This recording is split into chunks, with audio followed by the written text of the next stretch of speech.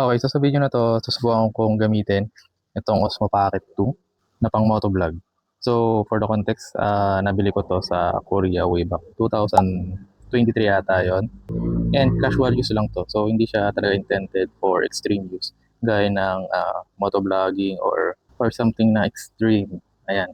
So, para magamit 'to, papartneran ko siya nito, body strap. So, body strap siya, i-strap ko siya sa katawan ko para ma-hold yung camera. So dito ko ilalagay yung camera. And gusto ko din malaman kung okay pa ba itong quality ng video niya ngayong 2026. And kung gaano din ka-stable yung footage na madi-generate dito since mechanical gimbal na siya. Tapos, ang gagamitin kong motor is yung Wave 100 na sobrang maalog. So yeah, tara samahan niyo ako.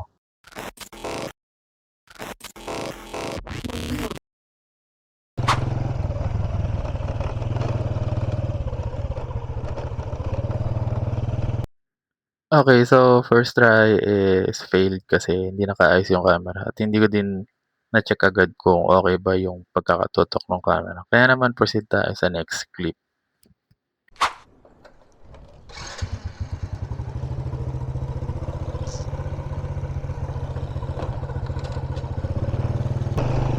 Okay, gusto ko lang i-test yung DJI Osmo Pocket 2 kung okay pa ba siya kapag gabi. Kaya ano lang, quick ride lang tayo, may mga gagawin lang, tapos mabilisan lang, uwi lang din agad. So itong DJI Osmo Pocket version 2 siya, nabili ko mga 3 years na ata sa akin to eh. At alam nyo bang masaklap niya, nung nabili ko to, mga ilang months after ko to nabili, biglang lumabas yung Osmo Pocket 3. Ang saklap, pero okay na din kasi mas maliit siya kaysa sa Osmo Pocket 3. Kaya ano lang, chill ride lang, quick ride lang tayo. Hindi ko alam kung okay yung quality eh. Mas okay lumabas ng gabi, wala masyadong sasakyan, tapos malamig-lamig pa yung hangin. So baka dadaan ako mamaya ng 7-Eleven, makabili ng midnight snack. Hindi ko din alam kung okay yung mic nakakabit dito sa helmet. Parang sagap niya lahat ng hangin. Nakabukas kasi yung yung visor. Dark kasi yung visor niya, hindi clear visor eh. So malalaman ko mamaya kapag nakita ko na yung output ng video. So linis ang daan wala ganong sasakyan. Ayun, check ko na lang din yung quality ng pagkakakuha.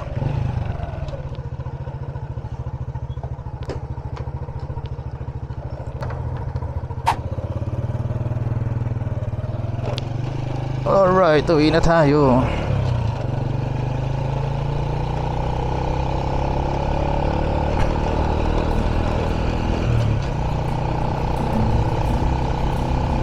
So nung minto ako kanina doon sa 7-Eleven, tinignan ko yung clip dito sa DJI.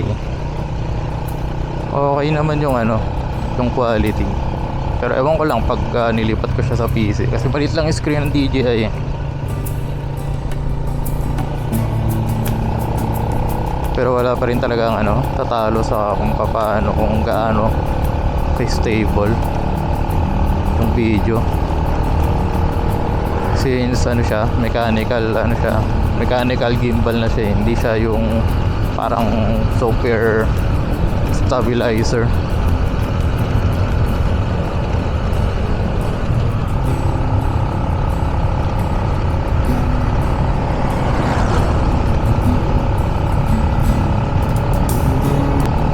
Yun nga lang, hindi siya sasabay sa paglilingon ako.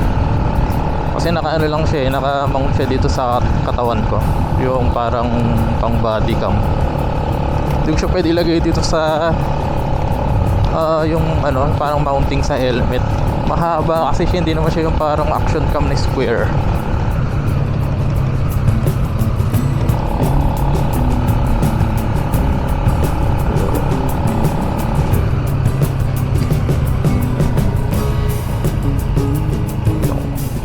Dito na tayo.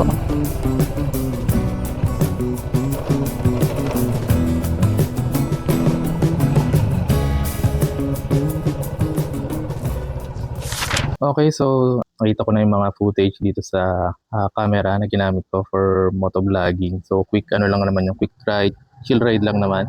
So ang sabi ko is napaka-stable talaga kapag mechanical gimbal yung gamit. Though medyo mahirap siyang i-setup kasi nga naka-strap lang siya sa katawan. Tapos hindi ko makita kung okay ba yung kuha.